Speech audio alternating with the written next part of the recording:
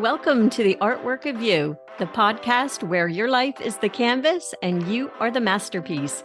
I'm your host, Lori Guin, and together we'll explore creativity, self-awareness, mindset, goal strategy, and the importance of accountability so that you can paint your life's portrait with confidence and ease. Remember, in the gallery of life, you're not just a spectator, you are the art. So let's grab our brushes and start creating the masterpiece that is you. Hello, my friends. I am so glad that you are here with me today because today I want to talk about our brain and how it sometimes likes to deceive us. And I want to explore some incredibly insightful concepts from the book, You Are Not Your Brain by Jeffrey Schwartz and Rebecca Gladding. Because I think that understanding how our brain can sometimes control our actions and thoughts in ways that aren't always helpful or conducive to our well-being is imperative for our personal growth and development. And so why do we often feel like passengers in our own minds? And how can we grab the steering wheel, so to speak, to direct our thoughts and actions more effectively? It's about more than overcoming bad habits or negative thoughts. It's more about enhancing your ability to live a more focused and fulfilling life. And I want to provide some practical strategies that can help you manage stress, beat procrastination, and silence that inner critic that says you're not good enough, smart enough, or strong enough. So here's an interesting thought. What if I told you that many of your daily struggles, the anxiety about tomorrow's meeting, the stress over a comment someone made, or even that irresistible urge to check your phone every 5 minutes, these come from automated brain messages that don't necessarily serve your best interest? Your brain is an incredibly complex organ, constantly processing tons of information and often taking shortcuts that lead to repetitive thinking and habitual behaviors, pushing us down known paths, even if they're no longer useful or desirable. So how do we navigate this? It starts by understanding that these thoughts or urges are just messages, nothing more. They're like pop-ups on a website. They appear and they seem urgent, but you don't have to click on every one of them. You can choose to ignore them. And by acknowledging that these are merely suggestions from your brain, not commands, you start to take back some control. This shift in perspective will allow you to see that these brain messages are just that, messages, and they are often outdated programs that no longer serve you. And this understanding is the first step toward changing how you respond to them, allowing you to act in ways that align more closely with your goals and your values. And I want to make this practical for you. So think of a recent moment when you felt annoyed or anxious or unnecessarily tempted. Got it? Okay. Now recognize that the emotion or impulse is just a brain message, not a mandate. Just this small recognition can often shift how much power that emotion or that impulse has over you. And now that you know that brain messages are just that, as I said, messages, it's time to look at how they often influence you without your consent. Like having an app on your phone that sends you notifications at all hours. If you don't manage these notifications, they can disrupt your life. So think about how powerful this realization can be. Your worry, your guilt, your anger, your cravings often aren't definitive truths about who you are. They're like old habits of thinking that your brain defaults to under stress or uncertainty. And this is so important because once we see these thoughts as habits rather than truths, you gain the ability to change them. So how do we start to change them? It begins with creating a small gap between the brain message and your response to it. In this gap lies your power to choose. So instead of automatically responding to every thought or urge, you pause. And in this pause, you can decide if you want to follow through or take a different action. And it might sound so simple, but it is incredibly effective because it's about not letting your brain run on autopilot. And by starting to practice this pause, you begin to reshape your habits, making choices that better reflect your values and your goals. And this is how we start, as I said, to regain control over the automatic programming of your brain and to steer your life more deliberately towards what matters to you. And so let's talk about the 4 specific strategies now from the book that build upon each other that you can implement after that pause. The first step in gaining control over your deceptive brain messages is relabeling. And this step involves identifying and naming the thoughts and the urges for what they are, deceptive and misleading. It's not about suppressing the thoughts or judging yourself for having them. It's just about recognizing them accurately. Relabeling helps you detach from the intensity and the immediacy of your thoughts. For example, if you find yourself feeling anxious about social situations, you might have thoughts like, I'm too awkward, no one wants to talk to me. In relabeling, you recognize this as a deceptive brain message rather than an absolute truth. This thought is a product of anxiety, not a fact about your worth or your social skills. And so here's how you can practice relabeling. Number one, notice and name. Start by simply noticing when a thought arises and name it. Say to yourself, this is just my anxiety talking, or this is just my craving for a distraction. Number two, be specific. The more specific you are about what you're experiencing, the easier it is to manage. So instead of vaguely dismissing a thought as a negative thought, identify it as a maybe fear of failure or an urge to procrastinate. Number three, you can also write it down. Keeping a journal close by can be an excellent way to do this. And finally, number four, use neutral language. So instead of saying, I'm anxious, say, I notice that there's anxiety. This language shift can help create distance between your true self and the misleading message. So for example, let's imagine that you're about to give a presentation and you start thinking, I can't do this. I'm going to mess it up. Relabel that thought. This is just a fear of public speaking. It's a common feeling, but not a predictor of my performance. And by doing this, you acknowledge the feeling without letting it dictate your actions. When you consistently practice relabeling, you'll start to see that these deceptive messages lose their power over you. They might still appear, of course, but they won't control your actions or your emotions as strongly. And this shift is the first important step towards the deeper change that you're looking for. The next step is reframing. And this builds upon the awareness that you developed in relabeling. It enables you to shift in how you perceive and react to your thoughts and feelings. Reframing is all about changing your perspective on the deceptive brain message that you've identified and you've relabeled. So it involves altering your emotional response by seeing these thoughts not as truths, but as opportunities for growth and learning. And so why reframe? Reframing is essential because it allows you to break free from the emotional grip that negative thoughts and impulses can have. And by changing how you view these thoughts, you can reduce their impact and empower yourself to make better choices. Here's how you can practice reframing. Number one, challenge the validity. In other words, question the accuracy and the helpfulness of the thought. For instance, if you relabeled a thought as fear of failure, now challenge it. Is it really true that I fail at everything? Number two, look for the positive. Try to find a positive angle or a lesson in the thought. What can this fear teach me? Perhaps it shows that I care deeply about what I'm doing and I want to succeed. And number three, adopt a growth mindset.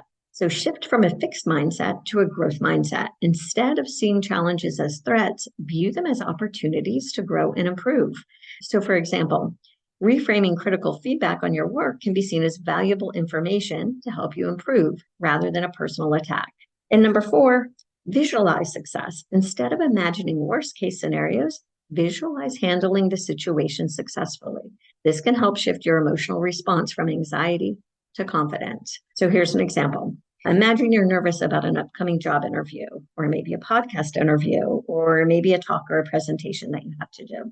Initially, you might think, I'm not qualified and I'm going to embarrass myself. After relabeling this as self-doubt, you can then reframe it by thinking, this nervousness is normal and it's actually a sign that this opportunity matters to me. I will use this energy to prepare thoroughly, turning my nervousness into a driving force. Through reframing, you begin to see that most negative thoughts are not obstacles, but rather misguided attempts by your brain to protect you. And by consistently practicing reframing, you transform these thoughts from barriers into catalysts for resilience and action. And you start to respond to life's challenges with a proactive rather than a reactive mindset. Reframing will not only change how you interpret your thoughts, but also how you feel and respond to them, which dramatically shifts your behavioral patterns and your overall outlook. The third step is to refocus. And this step involves actively redirecting your attention away from these deceptive brain messages to a constructive or meaningful activity. It's where you put the insights that you gain from relabeling and then reframing into action. Refocusing is about choosing where to direct your mental energy. It's not about avoiding your feelings or your thoughts. It's about making a conscious decision to engage in an activity that keeps you aligned with your goals and values. despite the presence of deceptive brain messages. And so why refocus? This step is so important because it shifts your behavior from passive to active. And while relabeling and reframing deal with your internal responses, refocusing is about changing your external actions. It helps you build new habits that are in your best interest rather than being pulled by habitual negative thoughts. And so here's how you can practice refocusing. Number one, choose an engaging activity. So select an activity that requires concentration or provides fulfillment. This could be anything from reading a book, engaging in a hobby, exercising, or working on a project. Number two, set a time limit. Initially, you might find it challenging to maintain focus away from the deceptive brain messages. So start small, maybe 5 minutes of focus activity, and gradually increase the time as your attention span improves. Number three, acknowledge the effort. It's important to recognize and appreciate your effort in refocusing, regardless of how small it may seem. And this acknowledgement reinforces the positive behavior. And number four, be patient, but also be persistent.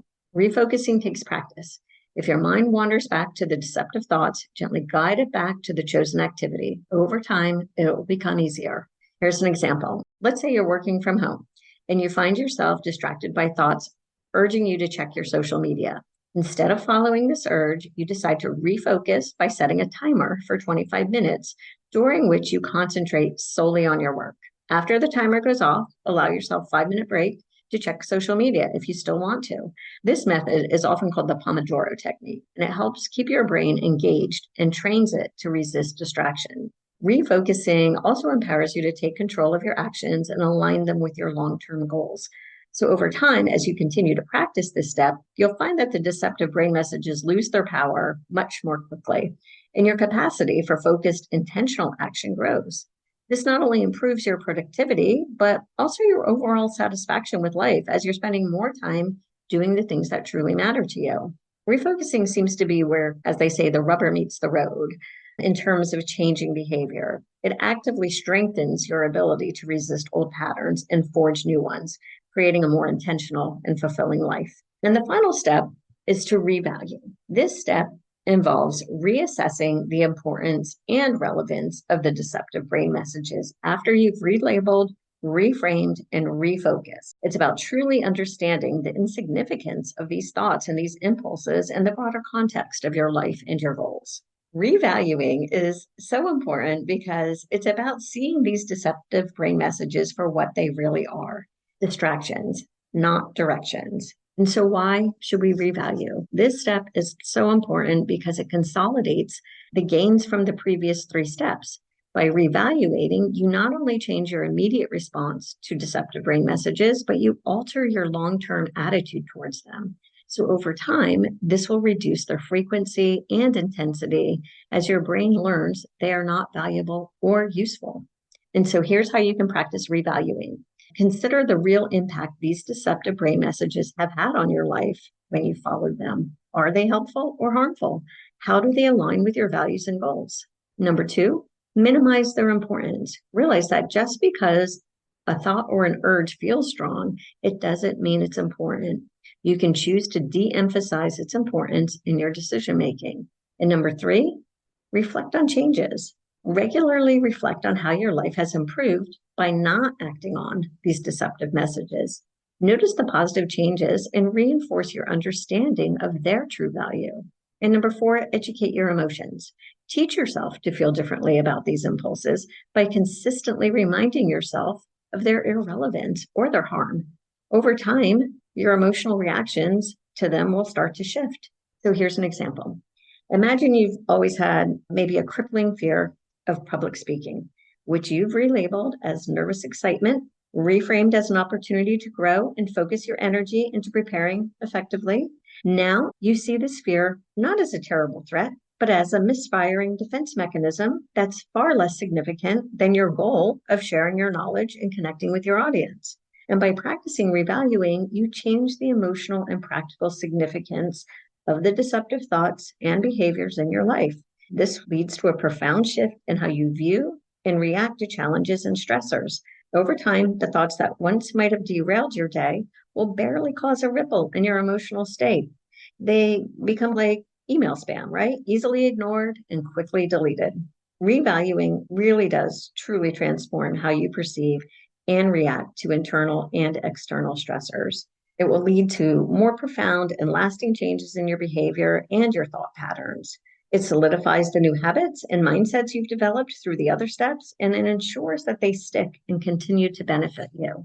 So, to wrap it up, I know this was a lot of information. I encourage you to start small. Pick one deceptive brain message, one negative thought or negative urge that you frequently encounter, and apply the 4 steps. It could be anything from self-doubt to procrastination. It doesn't matter. Just practice recognizing it, reframe your view on it, shift your focus to something more productive, and finally, diminish its significance in your life. Also, remember, changing deep-seated habits and thought patterns, it's not an overnight task. It's an ongoing process. But with every step you take, it's a step towards a more controlled and fulfilling life. You have the tools. Now it's up to you to use them. I'd love to hear more about your experiences and progress as you implement these strategies. So let's keep the conversation going. Feel free to share your stories and successes with me as you apply these steps in your daily life. And if you would like support and accountability around implementing what we discussed today, you can learn more about my personalized private coaching by reaching out to me on Instagram at The Artwork of You.